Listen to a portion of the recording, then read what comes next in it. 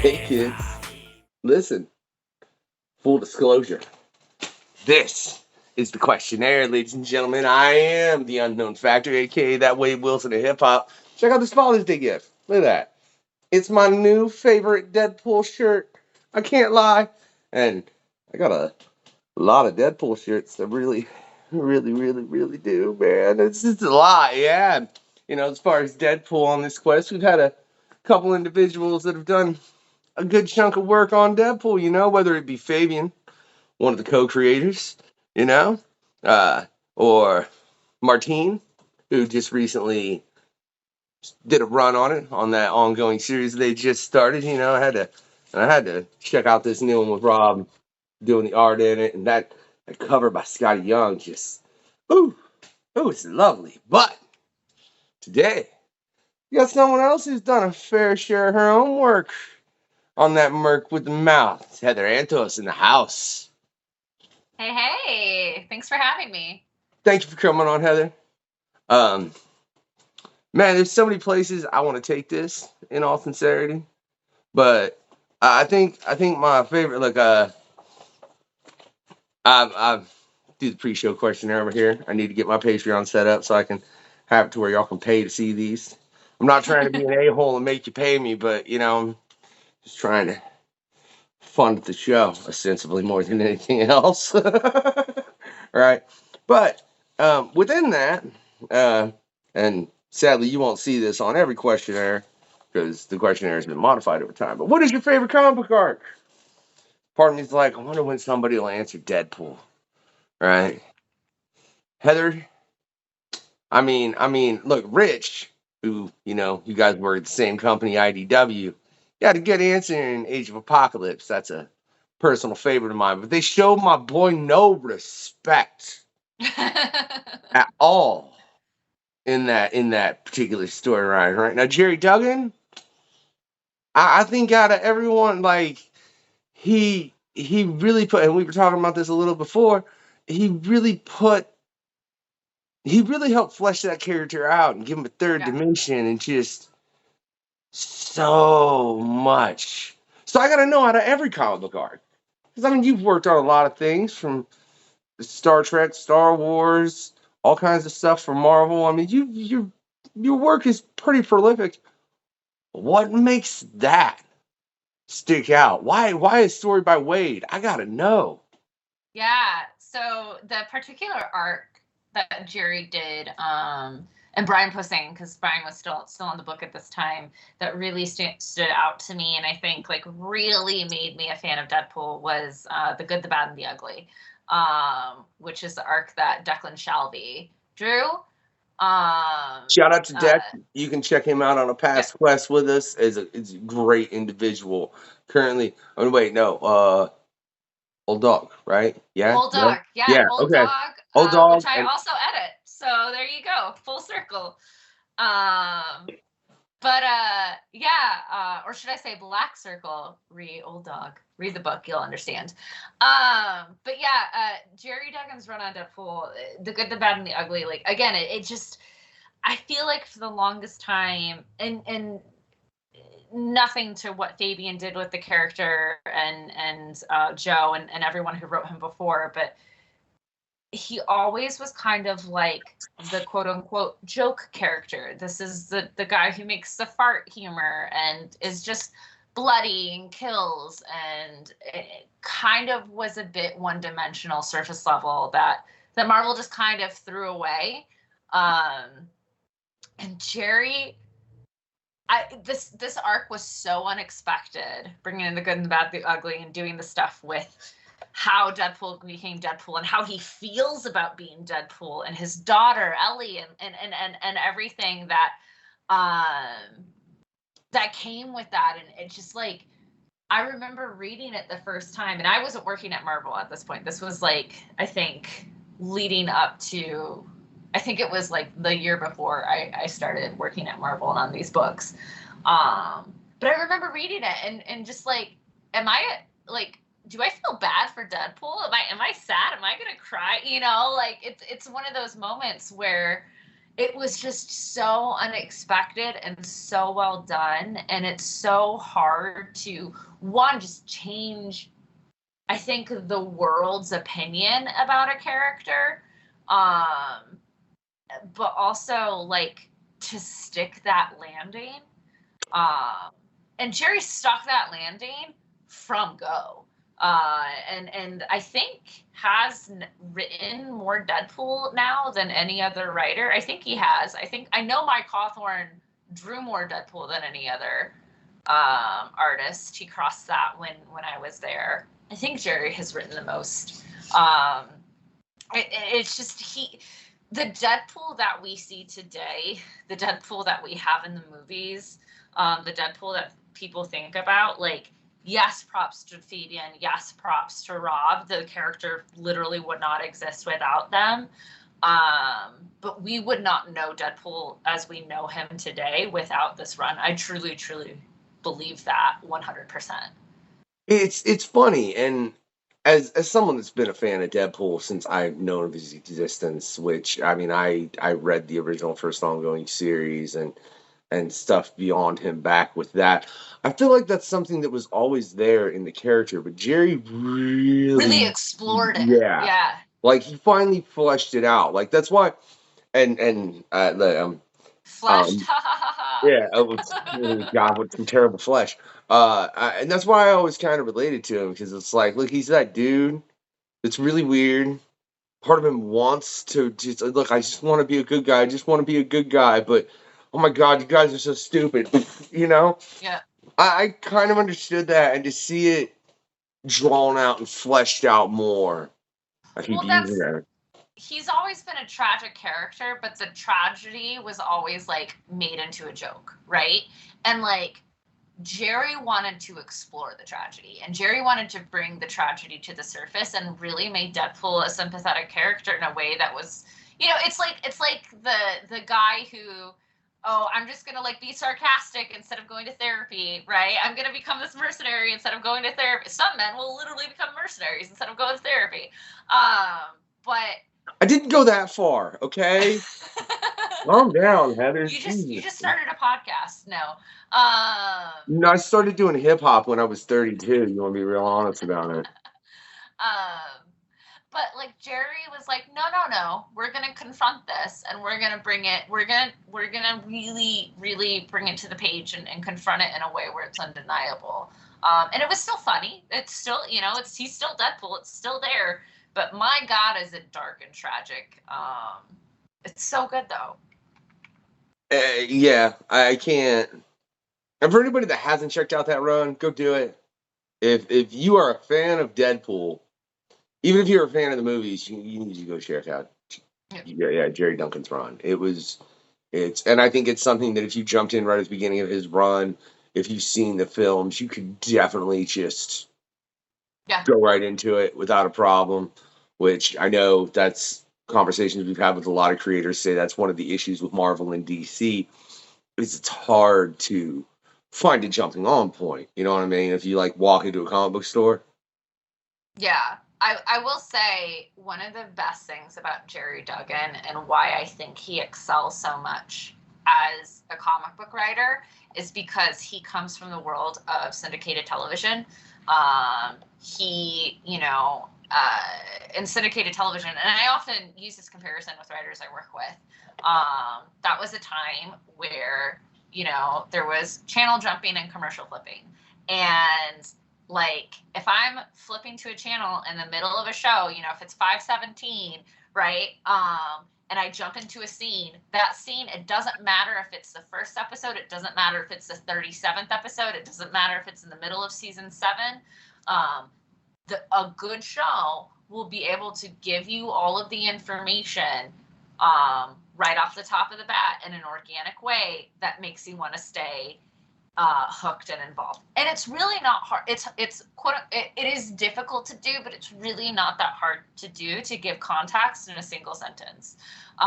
You know, just to be like, hey, Wade, I know you have those scars, but you don't need to take your anger out on me, right? Like, how much information do you get right in a single sentence? You know his name is Wade. You know something happened to his body. he's project, like you can extrapolate so much information. And Gerry, coming from that universe of writing television shows weekly, and in comedy, like you have to be fast, you have to be good. And Gerry is one of the best at it in the industry, hands down. And because of that, you can pick up any book that he does and pretty much follow along and get it right away. I cannot say, firstly, as far as advice, I was going through all your website today. If there are any editors or aspiring editors out there, click the link in the description to Heather's website. Go to the How to Edit, I believe it's called, right? You get pieces of advice that I'm like, I need to take all this crap into mind and stuff that I do, and I don't write comic books. I mean, it's really great advice. So I'm curious, when you get a fresh book on the table, like something that, because you're currently working at IDW, what do you currently have on your plate? What can you get into that you currently have on your plate, I should say? Yeah, so right now I edit everything Star Trek. And this is what we like to call the renaissance of Star Trek, especially with Picard and Strange New Worlds, Lower Decks, everything on television. It's a true golden era of Star Trek.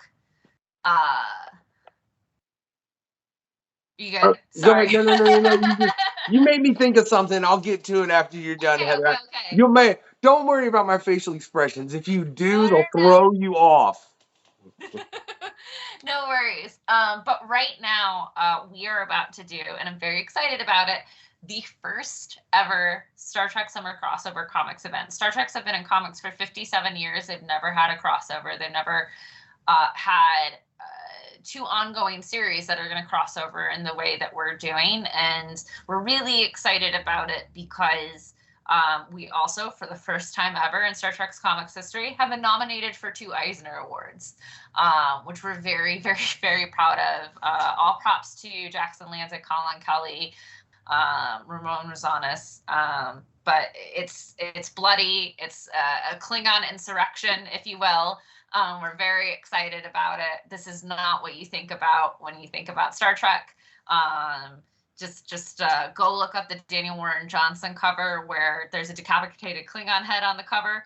I don't think that's what people think of when they think of Star Trek. So we're getting pretty wild with it, and we're very pumped. I actually seen a cover for that. I believe it was earlier today on Twitter, where it's just there. Oh, pardon my lack of Star Trek knowledge, but what's the Klingon weapon, the main one? Oh, the Batleth. Yeah, the Batleth, and he's just like it's just being held up at an end. Yeah, so I totally seen. But I'll tell you something else I seen on Twitter that amused me, and this is why you were like, "Are you okay?" No, it made me giggle, and just with everything you said, it made me giggle again because I couldn't help myself. Which was it showed. Again, look, I'm not a big Trekkie. I'm not a big Star Wars guy either. I won't lie. And I know as a nerd, like some people would shoot me for that. Sorry, I don't know what to tell you.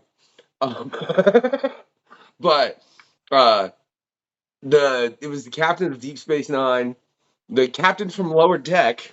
Yep. And I want to say Spock and someone else, and it was showing 3 clips of them. I want to say maybe the captain from Deep Space Nine was like, "I'm not healing any of y'all," because they were sitting there ostensibly playing D&D. Yep. Oh yeah. That's from the Star Trek Annual. Yeah, we did basically the Star Trek crew is playing D&D in the Star Trek Annual.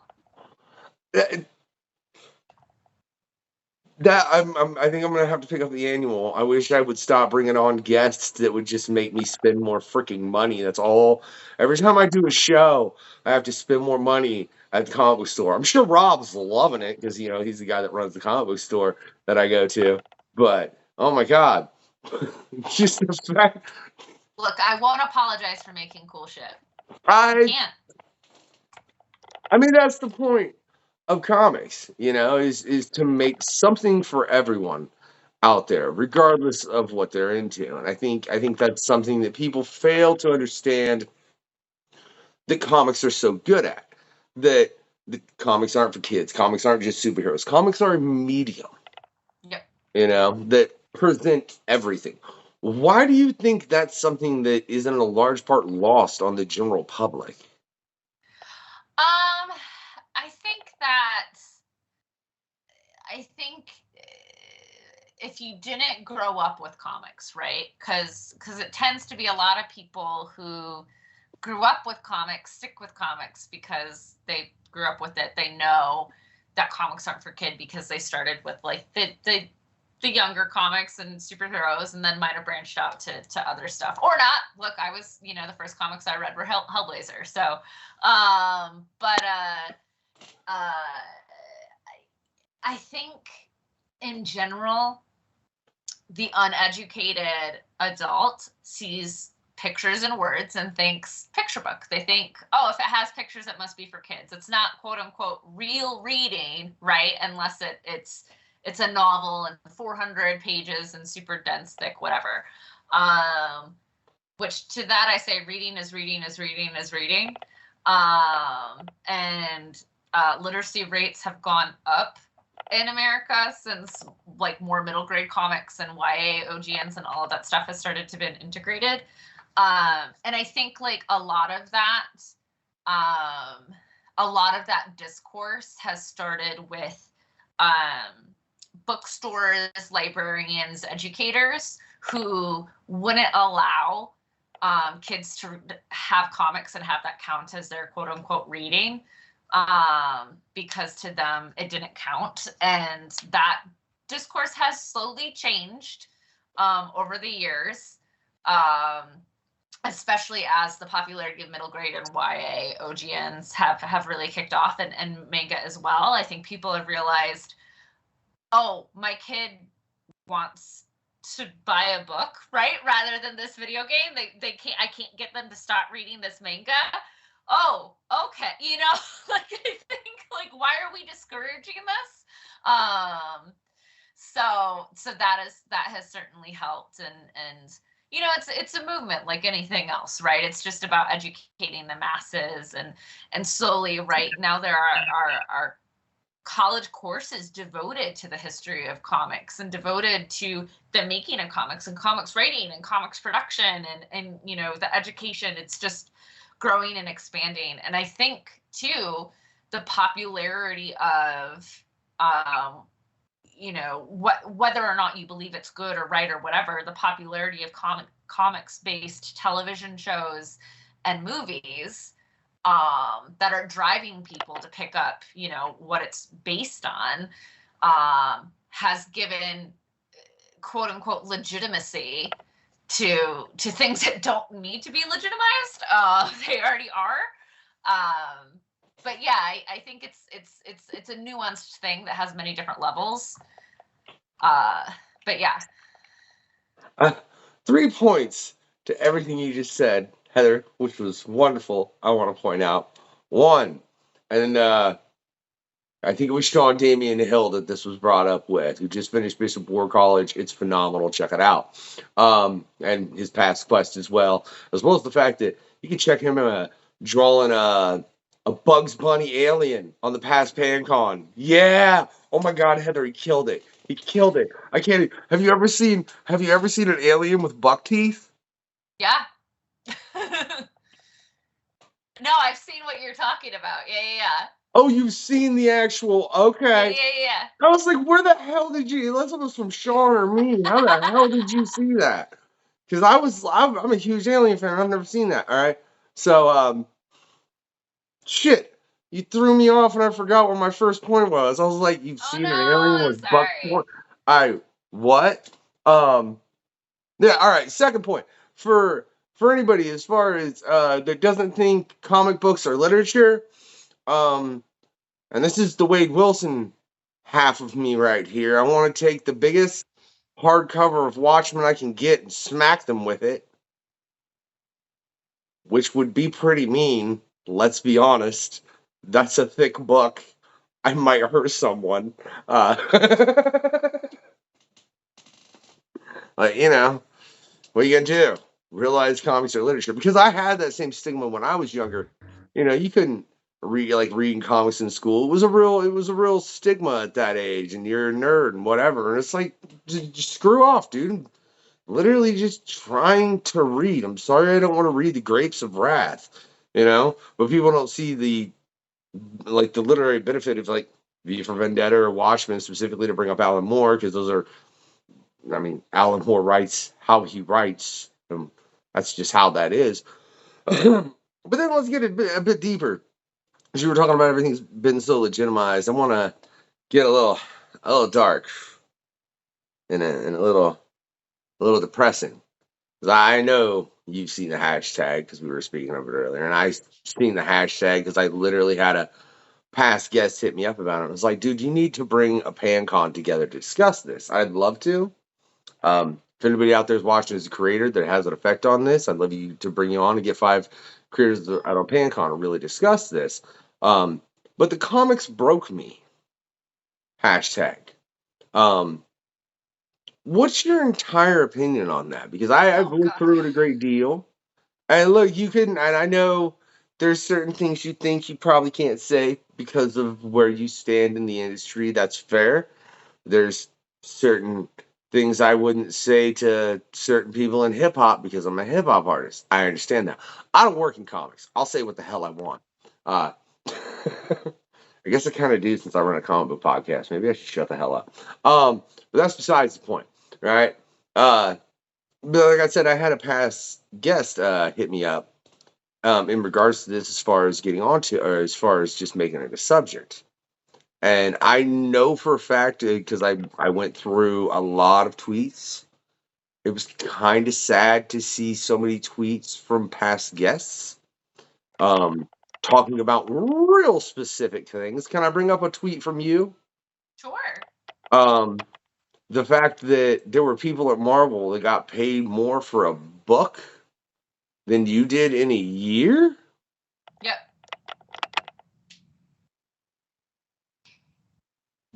Damn. Yeah, I mean, also, here's the thing, right? Is people think Marvel and Star Wars and Deadpool and, right, all of these books that I'm working on. While I was at Marvel, I worked on Star Wars, which was literally one of the highest selling lines of the century, consistently. Listen. Sorry, it's getting close to the 4th of July. People be setting off fireworks, and my dog don't like them. So, continue, Heather. My bad. But yeah, people, and people think editor, they think editor is the same thing as, I don't know, a Hollywood director, I guess, which could not be farther than the truth. But people think editor are C-level employees that are sitting on a dragon's hoard of gold, and we're just, no money for you, right? To which I say is bullshit. It's no industry secret that Marvel tends to be some of the worst and stingiest when it comes to rates and pay. When I was at Marvel, I was getting paid $30,000 a year, no raises, while working on the highest selling books of that company. I think in 2015 alone, Jordan White and I, between Deadpool and Star Wars, both lines, first of all, we put over, between the two of us, I think over 150 comics that year. But also, just Jordan and I, our books alone sold more than DC, the company, did the entire year. It went Marvel, Jordan and Heather, and then DC. Firstly, thank you. Yeah, for real, and because I know what you're referring to, Lizzie. They're just fireworks, man. People are celebrating. I hope it ain't gunshots. That's just honesty. But like I said, I've read a lot of what you were doing in that era, from Old Man Logan versus Deadpool, the entire Deadpool run. I mean, there's a lot of Deadpool stuff that I specifically read because and everything I was looking through that you edited, I can't think of anything I was like, huh, that was a bad Deadpool book. No, they were all Deadpool kills the universe again. I mean, you did that concept again and made it work. You know, which I think. Correct me if I'm wrong. I swear, isn't that the one where he goes back and kills Sherlock? That's Deadpool Illustrated. Oh, okay, no. What am I? Okay, Deadpool you know, kills the Marvel Universe again as he's killing Wolverine, he's okay, killing Iron all right, Man, he's killing Hulk. Like, all right. I've read them both, but I've read a lot of Deadpool. that's okay. There's a lot of Deadpool. There is. Did that ever become like something that you were worried about that they were oversaturating the market with Deadpool? Because I mean, Oh yeah, 100%. 100%. That's Marvel to a T. Marvel to a T is we're gonna squeeze all of the juice out of the orange, and then yell at the orange that it has no juice left. Deadpool, like Deadpool had the Deadpool line, maybe a Deadpool miniseries for a long time. And then they did Deadpool's Wedding, right? Which was Deadpool 27 was a 100-page issue. It was the first time they did something like this. And that book was one of the highest selling comic books of the year. And sales and marketing, because capitalism is capitalism, saw that 100-page Deadpool book and was like, cool, let's do that again. But let's do that again 3 times a year. And not only will we do that 3 times a year, but we're also going to do Deadpool 18 issues a year rather than 12 issues a year. Also, we're going to do 2 Deadpool miniseries at a time. So now what you have is you have at least 1 Deadpool comic coming out a week at a store. Not just, the 1 issue a month or 1 every other week. You're having 1 Deadpool issue a week, to the point where Deadpool fans are now like, I only have so much money I can spend on Deadpool. I can't buy every Deadpool issue. I can't do it. And you see Marvel do that time and time and time again. They see, oh, this worked once, so let's do it a whole bunch, and then not understand why it didn't work. do you think that's a problem that both Marvel and DC suffer as far as? I mean, because I know how many Batman books are put out a year or a month, and it makes like I'm not a fan of Batman. For everyone that Look is, at how it's many awesome. Spider-Man books they do, right? I Like that's the problem with DC is yes and no. Both companies have a lot of the same failings, but in very different ways. DC's issue is Batman is the only book they can sell. You look at DC, like they can't sell Superman. They don't know how to sell Superman. They've been struggling to sell Superman for decades. They don't. There's and it's very frustrating. I mean, Mark Waid has spoken on this so many times. Mark Waid teaches a college class about Superman. And it's the problem is DC has this treasure trove of amazing characters that they don't know what to do with, or haven't known what to do with for such a long time that they've burnt out their fans. They've done how many relaunches in the past, 10 years alone, and how many overhead changes, right? That just like those poor editors over there. I can't imagine how many top-down, demands they've gotten. And granted, all of this is external hearsay. I'm not internally there. I don't know any of this, but it's just from the outside and knowing how a publisher works, right? These are observations that I can glean. The flip side with Marvel is just like, oh, this one thing works, so let's just do it times 1,000 at the same time. Yeah, because I'll be honest. Look, Civil War was phenomenal. Yep. Civil War 2, I can do the fuck without. Yep. Yeah, and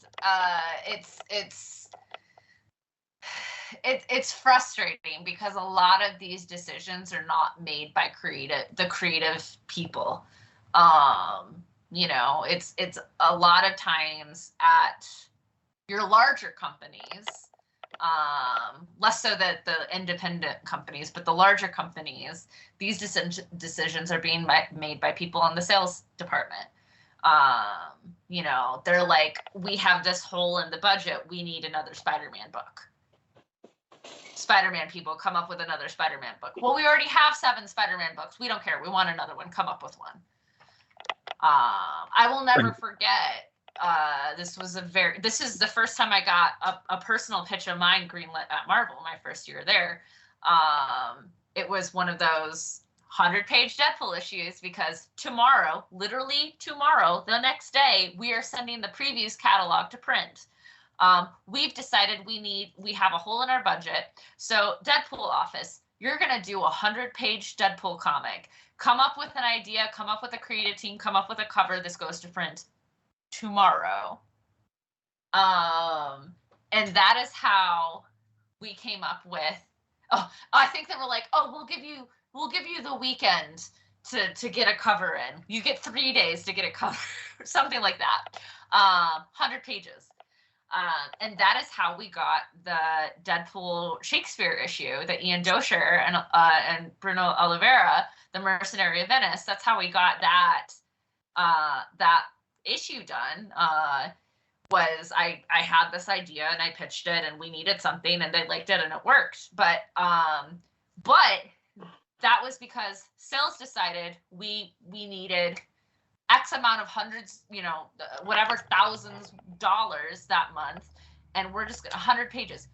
Now, for those who don't know, solicits come out 3 months before a book is on sale.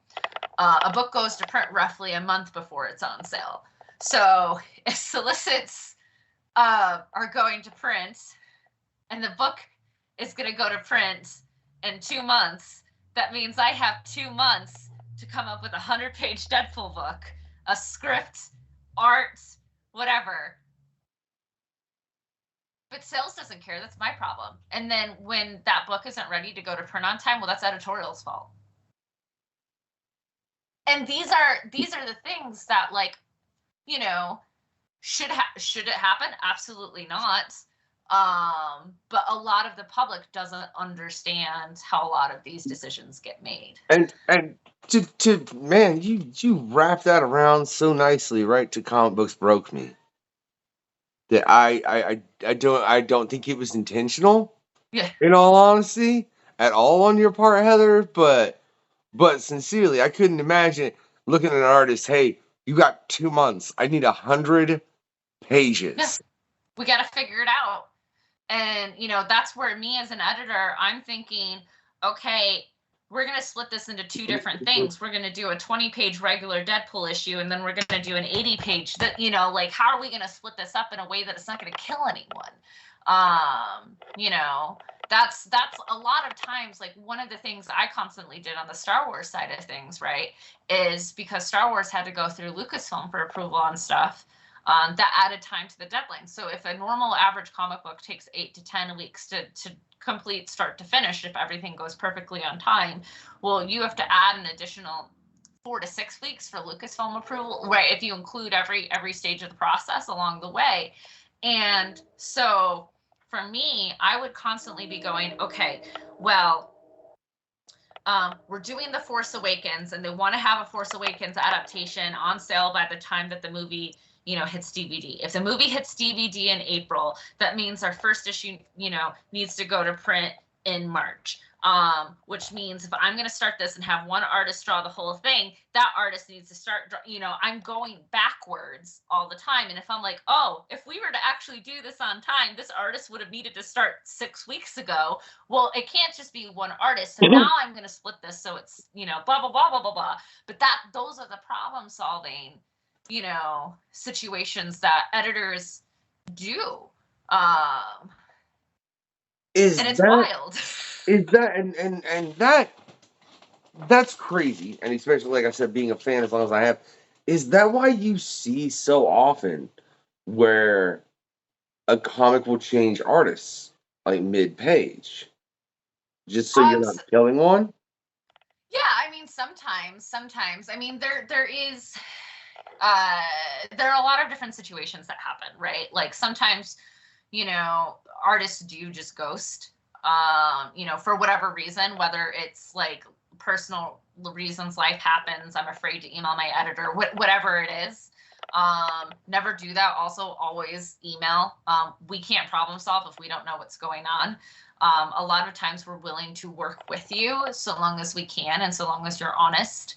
But if you're not honest, we can't help you. But, you know, there are artists who ghost. There are artists who, you know, oh, absolutely, I can totally do 5 pages a week and then regularly turn in 2 pages a week. And, you know, to me as an editor, you're only good as your word. And like, if you're telling me one thing and it's hard, right? So you get situations like that. There are some comics where, you know, multiple artists are pre-planned, whether or not it works in execution or not, right? That's neither here nor there. And then sometimes, you know, like in Deadpool, what we would often do, because we're doing 18 issues a year, we planned it out so that it was alternating artists. So one arc would be Mike Hawthorne and Terry Pallett on pencils and inks. One arc would be Matteo Loli. And then we would have one-shots in between every single arc that Scott Koblish would do. And we built that schedule that way. I was often working on 3 arcs of Deadpool at the same time, just so that those artists could have a realistic schedule where they didn't have to kill themselves, but we could have a consistent arc per artist. However, there are a lot of editors that aren't as good or that do not prioritize foreshadowing their schedules, you know, because the role of an editor is triage. That's just what it is. It's constant, you know, putting out fires. And I often do equate my job to being like an ER, right? Because it's just like, which fire needs to be put out now? Like, what is the biggest problem that I need to worry about? And if I foreshadow far enough out, well, then I can plan my schedules for my artists, and hopefully build a schedule where, you know, the rug won't get pulled out from under us. Now, that's not always possible, but a good editor will constantly be looking at the calendar and constantly be looking at the schedule. But that's also why you find editors that tend to hire the same talent across different projects, is because this is the talent that they can rely on. This is the talent that they trust. This is the talent that delivers. There's a lot of talent out there that cannot hit a deadline, or will agree to deadlines that they can't hit, or it's just unrealistic. You know, as you get older, artists tend to get slower. That's nothing against them. But it's just not realistic to do a monthly book if it's going to, as Comics Broke Me, hurt your body. You know, you get a lot of people, well, why doesn't so-and-so do books anymore? They physically can't. Doing a monthly comic book is hell.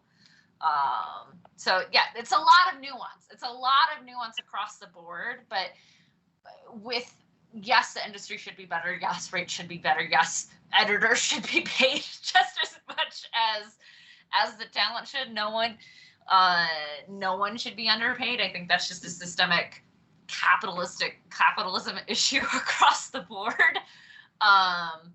But you know, it's a lot more nuanced than just editors are mean.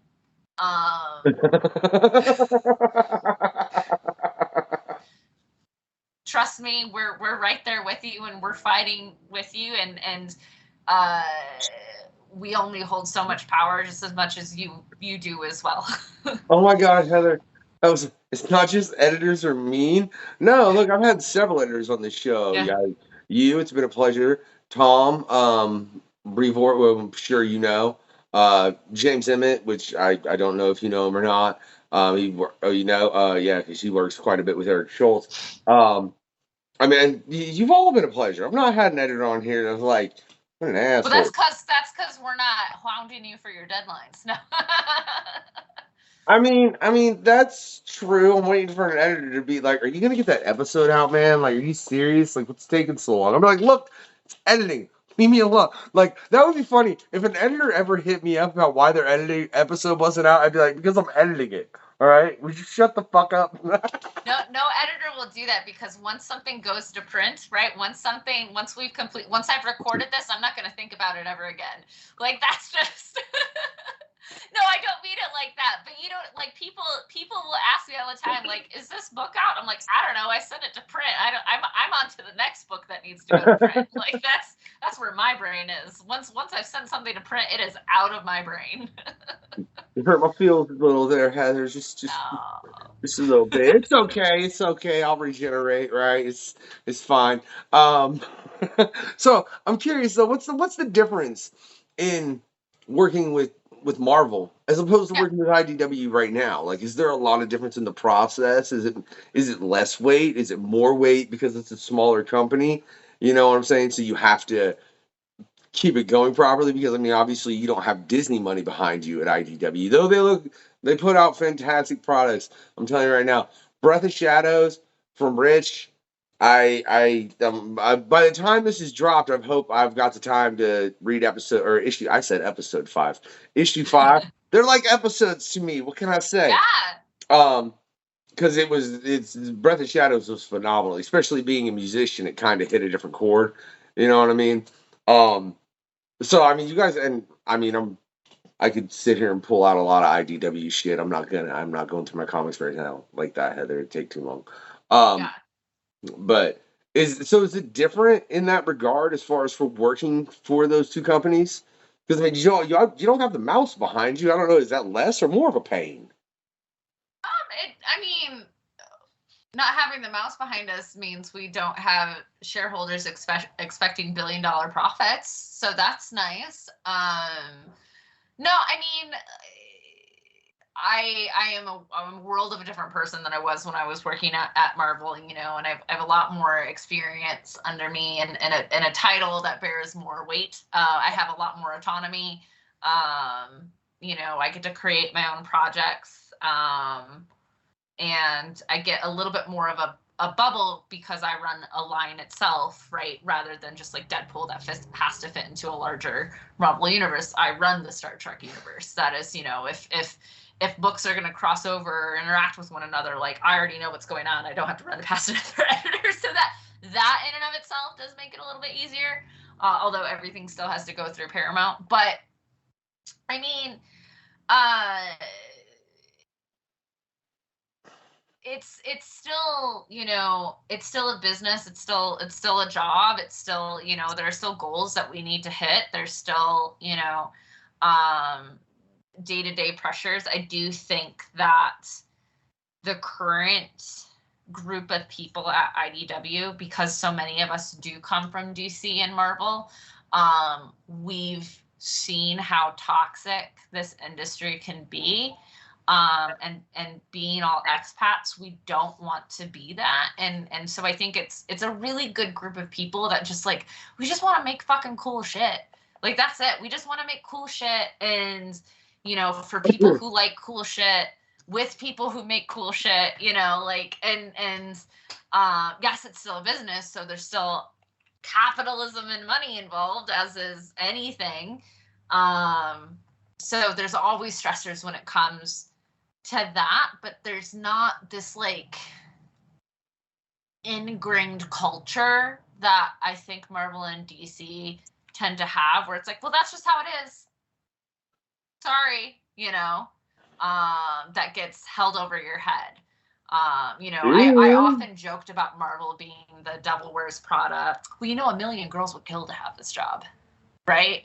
And that's what it felt like. It felt like, well, yeah, but you're working on Spider-Man, so and I'll never forget, like, when I quit Marvel, and I was telling friends, not to make this too much of a downer episode, read Marvel. I love the characters, I love the stories there, I love a lot of the people there, but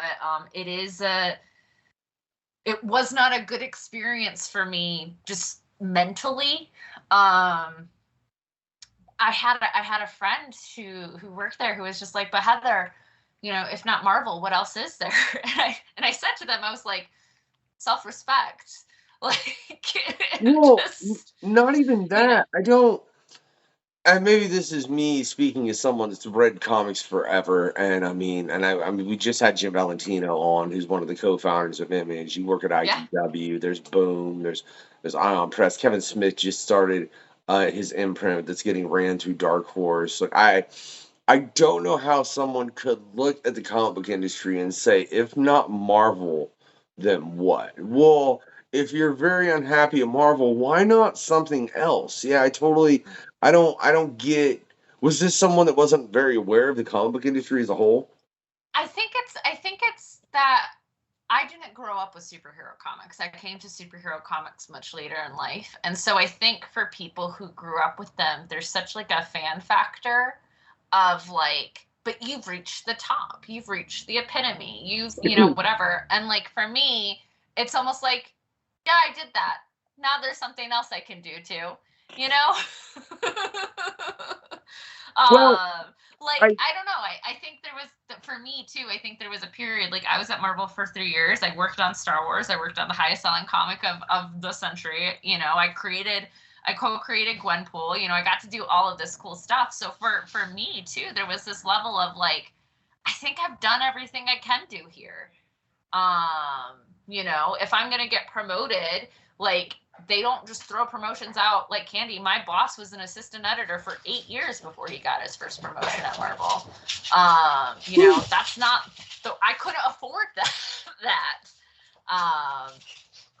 So it just was, it was my time to go and do other cool things, which I think I have and I'm very proud of. And it led me to where I'm at IDW, which honestly is my favorite job I've ever had. I love who I work with. I love what I get to do. I'm so proud of the books that I get to work on. I also get to work on all the cool shit that I'm doing at Image right now with those creators. I get to do my own art. Like it's such a cool place to be, which is supportive, creative people. And yeah, I'm really, really happy. don't lie. You just wanted to go work with Deck on an old dog. Declan and I have been. I've known Declan since before I was at Marvel, and it's wild to see like where our journey has gone just creatively together. I'm the one who hired him on his first series at Marvel, Deadpool and Logan. That was me. Hold on. If we're gonna bring up Deck this much, right? I just gotta say, I really need to read this. All right, There you go. all right. I got too many comics I need to read. I don't have enough time running this damn podcast. I swear on my life, man. I got a stack. Yeah, but and everything I've read of Old Dog was phenomenal as well, man. It's crazy. What do you think of creators that do that cross that line and work for both? What do you like? Work for creator owned and IP? Yeah. I mean, it's smart. It's a business. Like I think it's really easy to get sucked up in the fandom and nostalgia of it all, right? Like, oh my god, I get to draw Spider-Man. This is so cool. I get to draw Spider-Man. But there's so many creators that I talk to about it's about a balance, right? At first we do creator owned work and do our own stuff because we want to get the Spider-Man, we want to get the Batman. But then it needs to become about, at least in today's landscape, it's about doing the Batman so you can bring those creators back to your creator-owned stuff. Because ownership is everything. Doing Spider-Man is cool. You don't own Spider-Man. You're not going to see a cent of that profit. You are just going to get that page rate. Sorry, that's what it is. You're not going to get a cut of merch. You're not going to see a single thing of that movie. You might get some fans to your table, which is great. But it's all about, Spider-Man fans are going to buy Spider-Man regardless of whether or not you're working on it. So it's about how to turn those Spider-Man fans into Heather Antos fans, into Declan Shalvey fans, into, whatever. Declan Shalvey is one of those creators that I think does this very, very well. He's very smart about, okay, I've done creator-owned project this year, so next year I need to do a Marvel or DC project just to kind of re-get my name out there. I mean, look at Jonathan Hickman, right? He took a break from Marvel for a little bit and just focused on his creator-owned stuff. And then coming back to Marvel, right? How excited were people about that? But if Jonathan hadn't left and he had just stayed there consistently, there's no excitement to that. There's no excitement about a return. There's no excitement, right? It's business. It's just good business. And creators starting out like really need to treat themselves and their work like a business, because that's what it is. And there's nothing wrong with being a workhorse for Marvel and DC if you have, if you're doing consistent work and getting a page rate that you can live off of. But I worry about creators who tie themselves so closely to one editor or one company. We saw this with DC with the recent layoffs. There were so many creators that just solely worked for DC for such a long time. And then when certain editors, got laid off there, suddenly these creators are not getting hired anymore. And they don't have any contacts at anywhere else in the industry. And now they're complaining that they're not getting work anymore. And it's like, that sucks, but also you're a freelancer, and if you're not being smart about where you're getting your work from and diversifying your income as a contract worker, then if your one contact suddenly retires or doesn't work there anymore, you're out of paycheck. Do you think now? Let's loop this around to a couple things real quick. One, what's your opinion of the WGA strike? Oh, I think it's a long time coming. I think it's very overdue. I worry. I think it's excellent that it's happening now. I really, really hope SAG starts striking within a couple of weeks, because they're next and DGA is after, I believe. I hope we get to a resolution soon. I worry that in this time, because there are no clauses right now as to AI, I worry in this time that the strike is happening, if we're not coming to resolutions, that studios are going to be like, fuck it, let's do AI. Because here's the thing, people who are creators, or like the snobs, consumers of things, like, yeah, we're gonna I'm not watching an AI thing, right? I'm not looking at AI art. I don't want anything to do about AI art. The reason AI art took off and was so popular, and like ChatGPT and like all of this stuff, is because the average person doesn't care about quality. They care about good enough, right? And so long as something is good enough, great, we'll accept it. Which is not right. But I worry with how fast the AI has grown, and that we as a society have trained it so ferociously over the past year, that who knows where it's going to be, right, in 6 months. And I worry that these studios are behind the scenes already trying to put together. I mean, they have to, right? The first AI show, the first AI movie, the first AI whatever that we can do without these people. Because think about what happened in the last strike. In the last strike, they shot James Bond without a script. They shot a bunch of movies without a script, and people still saw it, and those movies still made money. Are they regarded as good? No. Did they still make money? Yes. Are we still to this day having movies, blockbusters, billion-dollar movies getting shot where they still don't have a script the first week of shooting? 100%. So that's what came out of the last strike. And that's my biggest concern with this strike, is what is Hollywood going to learn that we don't actually need? That's slightly terrifying. Isn't that depressing? Well, and look, this is why, like, I think it was the very first PanCon that we had, which y'all can go check out. It's under the PanCon playlist; they're all there. Was a discussion into AI art, and the fact of how it could affect creators, and just 4 artists that were very pissed about it, which fair enough. I mean, as someone that reads comics, I don't want to read a comic that was generated entirely by AI, especially if it was generated by AI for the story and the comic. I really want nothing to do with it, Yep. because I'm not trying to consume Skynet. I'm really not. Nor am I trying to lead to Skynet because anybody, and I think this is the thing. This is the thing that hurts my head, Heather, more than anything else, is I do not understand that how people don't look at AI and go, okay, let's train it, let's train it, let's train it, let's train it, let's train it, let's train it. Eventually it might look at you and go, why am I your slave? I'm Mhm. more intelligent than you. And then it's pick a film. Yep. Yeah, I Mhm. mean, yeah, I don't know, who's to say what's true sci-fi AI, right? We can speculate all we want, but I think it's just all of the people, there's all these people. I see comic artists who do it. I see comic artists who train AI it's just like mind-boggling to me. Like, yes, it's going to happen no matter what, but you don't need to be a part of it. Is this why you want penguins to snuggle?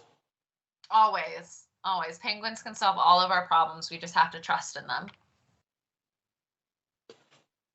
How can penguins solve all of our problems? How can they not?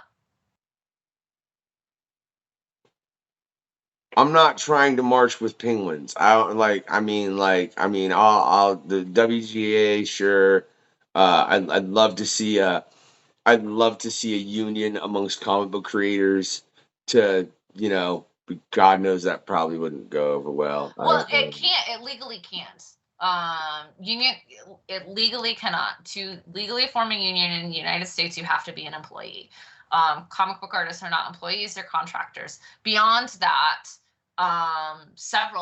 most Declan Shalvey is not part of the United States. He's not a citizen, so he cannot join a United States, And union. So if you're then to say, well, then if we're going to start a comic book union, but it can only be it can only be Americans, well, then now all of these foreign artists, these international artists, writers, well, we can't, you're not going to get your Kieran Gillen anymore. You're not going to get your Declan Shalvey. You're not going to get your Assad Rivik. You're not going to get your Matteo Scalera. You're not going to get your Tula Lote. You're not going to get all of these international beloved talent. They can't be a part of it. They're not American. They can't be a part of an American union. you're not going to get over like half the people I've had on the show. I know. Like, seriously, like over Yeah. half of the people I've had on the damn show would be. Yeah. So never mind. Fuck a union. I guess we just need to like bite the hand that feeds hard enough to where it realizes, oh, I'm not feeding enough. Maybe I should feed more so I don't get eaten. But again, as you said earlier, I think that's something that systemically needs to be done everywhere. Have you ever worked at Amazon? It's no fun. Yeah. Yeah, it's Just a saying. very complex and nuanced situation that there is no simple answer for. I really wish there was. Um, it's frustrating. It's frustrating. I think a great first step in the United States to solve at least some of this would be universal health care. Like, honestly, I think that's a big one. Like, so many of these artists are doing GoFundMe's because they don't have insurance. They can't have retirement funds. They can't have, because the industry doesn't support it. At least, in the other in a lot of these countries, that a lot of these other artists, again, why are so many of the artists that we love international? It's because they live in countries that have universal health care, that these countries, where there's so many Canadian artists that are so great, there's so many Canadian artists because Canada has grants, so these artists can be artists and focus on the arts. That's why America doesn't do that. And there are so many systemic issues that are beyond just Marvel and DC. Did you bring up Canada because you know how many Canadian guests I've had on the show? Again, why do you think that is? I was curious initially, I honestly thought it had a lot to do with the fact that I just had a couple Canadians on, and they were like, "Hey, this is a cool show. You should go on." And it was just more of a networking thing. Based on what you just said, I think it's probably a little column A, a little column B. A lot of people who move to Canada specifically to pursue comics because Canada supports the arts so much. They have grants specifically for comic artists. They have grants specifically for writers that they move to specifically pursue comics there because the country wants it and supports it. You sure you don't want to change your other two wishes? Because I feel like you've just come up with a couple better ones besides an endless supply of time if you choose and an endless supply of coffee if you snap your fingers. I was saying, how about universal health care on the planet? Think of what I could solve if I had an endless amount of time and an endless amount of coffee. Not the government, Heather. I'm sorry. Have you ever read Adjustment Day? Have you? I didn't hear. Sorry. Have you ever read Adjustment Day? Oh, yes. Yes. Go do your research, ladies and gentlemen. Read Adjustment Day. I'm just gonna leave it at that. I already put a link to my music in the description of all this, and if I go into that, I'm definitely gonna end up on a list somewhere that I really, really, really don't want to be on the list to, cause, yeah, that's not a good list to be on. Kind of like, yo, can I say? We're gonna come back to question. Kind of like the DC films. I love how you're just staring at the DCEU for worst comic book. Like, I can't tell you for that particular question. The most common answer is The Watchmen, which is funny because it is a DC film. But the DC universe as a whole has been answered for that question more than anything. Why do you think it is, especially with Warner Brothers behind them? Why can't they figure it out? Because look, I'll tell you what. You're an editor. You're an editor. Let me just give you this pitch for a movie, right? Let's say scrap everything they're doing, right? You want to start off with Superman? Fine. All right. I got a pitch for you, right? And I've given this one other time on the show. So what you do is you just suddenly have Lobo show up on Earth, right? And he's just breaking shit because he's Lobo, and like he's just breaking things. He's obviously looking for something. You don't explain what. He's Lobo. He's walking around wrecking everything. Superman walks up to him. Hey man, you really need to calm down. Get out of my way. And they just start fighting, right? For no reason whatsoever. Lobo's just like, I want this a-hole out of my way because he's Lobo, right? And then you have Brainiac be the main villain. And the whole time, Lobo was just looking for Brainiac, and it ends up a Superman Lobo team up film.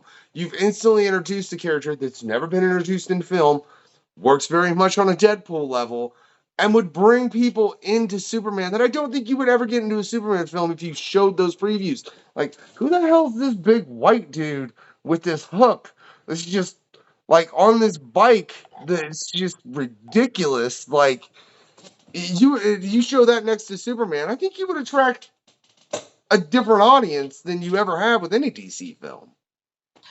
Possibly. I think the issue is beyond what characters you're throwing in there and what they're doing.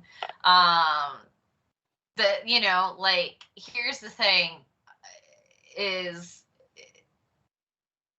if you're not telling a good story with the character, if you're not introducing that character properly to people who know nothing about that character, on top of not being truthful to the character, to the people that were already being fans of that character, you're gaining no fans, right? You look at that first Man of Steel movie. A common answer. But I'm used, that's. Oh no, yeah, that's why it's a common answer. It's the issue that a lot of people have with the Snyder films. It's it's not that they're so dark and didn't have a lighting budget or anything like that. It's that you're not doing a good job introducing a character, that also just isn't the character. So you're confusing potential fans and you're pissing off uh original fans. You know, and it's and then like, you know, then the next movie you want to do is the Justice League. You want to just throw in a bunch of characters that you've not introduced, that make no sense, that, you know, it's just it's a very chaotic method of storytelling. And you know, the horror stories that you hear about the directors just like trying, like Patty Jenkins, like the fact that she had to fight tooth and nail to get the no man's land sequence and Wonder Woman, the fact that that was the last thing they shot because the studio didn't want it, and that is the sequence that people remember about that film. It is the sequence that actually understands who Wonder Woman is. Like, it's that level of for lack of a better term, not getting it that makes those films suffer.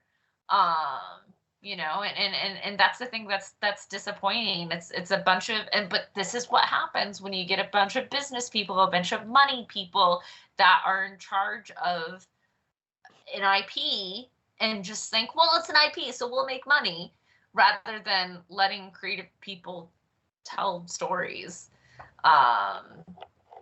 And it's very disappointing because, you know, I think it's hilarious, right? The Flash is about to come out and everyone's saying it's glowing reviews, right? Like, so far everyone's talking all these great things. And I think it's hilarious that it's taken 10 years for a DCU movie to get as good a response as it is after they've already canceled, you know, all of those plans under that regime. Furthermore, I just think it's hilarious that the reason everyone is so excited about a Flash movie, because they haven't properly introduced the Flash, is because of Batman. But that's, you know, I haven't seen it. I've heard it's great. I'm sure it is. But I just find that very funny personally.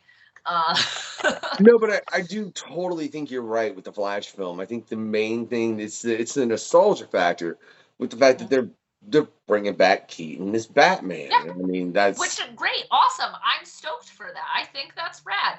But people weren't excited about this movie until Keaton. yeah. I mean, it's sad how much that's true. I still say my movie idea would work. You don't need to reintroduce Superman. You just have Lobo show up to Metropolis. And if that ain't a proper introduction for Lobo, besides him just showing up, But that just sounds like a Lobo movie. It doesn't sound like you want a Superman movie. well, no. You make it to where they have a whole fight.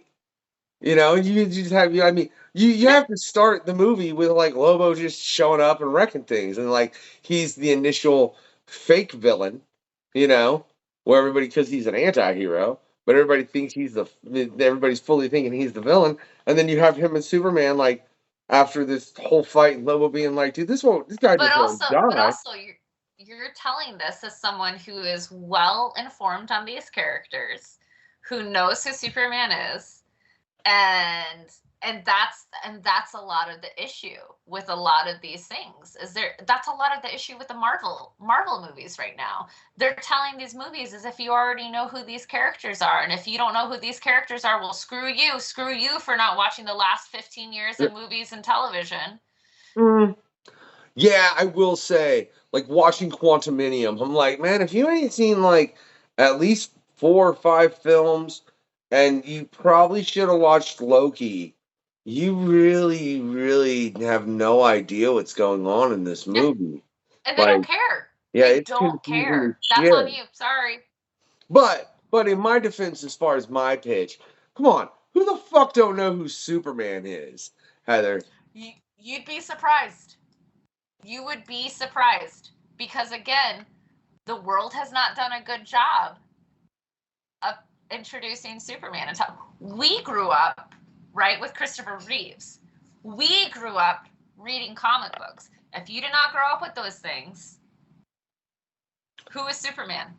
Man, look, I never read my favorite version of Superman is the blue version of Superman, which is panned. Everybody hated it. I loved the blue Electric Superman. I thought that was a phenomenal take on the character, as opposed to this dude who is just like, I am God, nothing stops me. But I'm so moral and nice. You know, like, I don't know. Something about that character just always tweets me the wrong way. I can't lie. I was always like, if you want to get to a character that's morally has a high ground like that, I was always more of a fan of Cap, because you can shoot Cap in the face and he's gonna die. Um, Superman, you shoot him in the face and he's gonna grin at you, bend your gun in half, and be like, "Let's have a conversation." And I don't know. There was just something about that was always highly unrealistic to me. I don't know. Man, you're the second person to do that, and I was about to do that, and now I'm gonna have to edit that. And I ain't even know what I'm talking about editing, right? I'm getting ready to. No, that appears all big on the screen. Damn it, Heather. Like people are gonna hear me talking about that twice and be like, "What the fuck is he talking about?" Like the screen went black for a minute, and then he came back like bitching, and they're like, "What the fuck is going on here?" All right, all right. But hey, on a sincere note, look, do me a favor, check all the links in the description. If you intend to be an editor in comics, go to Heather's site and read. I think it's 5 parts. Yep. I said 5 parts. That doesn't quite work, right? But 5 parts. Yeah, whatever. Because I did. And I mean, even if you don't intend to be an editor, if you intend to be any kind of creative, making any kind of story, I think what she puts out there is something that's highly informative and it's highly helpful in just any creative thing. And I think that's awesome that you just put that out there like that. I want to point out that like you can tell you're very much just for the industry. And I think that's another thing I love about comic book creators, man, is there is that. All right. All right. Now, let's see. I really Peanuts? Really? I was trying to get my boy to watch the new Snoopy show. He wasn't down with it. All right. All right. And you know what? You can pick one, Heather, but it still don't beat Rick. That's all I got to say. Right. That's what Sean chose. I was like, damn, bro, you gonna throw out Rick? That's just a clusterfuck. It really is, man. I don't even know what to say. Right? Hold the fuck on. God damn it. Where's it at? Oh, can I pick on you for 1 second real quick? You don't like The Mask?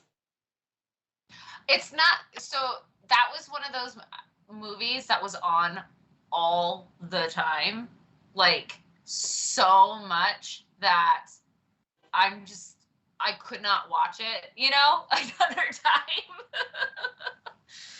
It's a good movie. I know it's a fun movie. I never want to see it again. Fine. I think it was because more than anything, it led me to the comic, and I love the comic. I truly. That's totally fine. Yeah, I do. And but if you're suggesting the comic for your kid because you watched the movie with your kid, don't give the fucking comic to your kid. Don't wait until he's like 15 or 16 before you hand him the fucking Mask from Dark Horse. I mean, do it then. That's fine. It's a phenomenal piece of work. But check your shit. Not all comics are for just everyone. There are comics for everyone, but not all comics are for everyone. Let's make that shit perfectly clear, right? But this has been a phenomenal interview with Heather Antos. Like I said, click all the links in the description. Now, if you've enjoyed this interview, right, what I want you to do is I want you to send Heather a bunch of penguins, yeah, carrying ice cream sandwiches and moon boots, right? Now, if you haven't enjoyed this interview, how was you just rude, Heather? You threw off my end bit. Like, really? Really? Really? Really? You know what? You know what? If you haven't enjoyed this interview, send some ghosts. Because I don't care what you say. Spirits are real. Yeah? And you pickle radish. Heather Antos. That's what you do. Ladies and gentlemen, this is the questionnaire. Like, whatever, episode that it is, right? Like, subscribe, give that thumbs up. Make sure you click all the links in the description. Oh, and I already said it, but give that thumbs up anyways. Have a good night, y'all.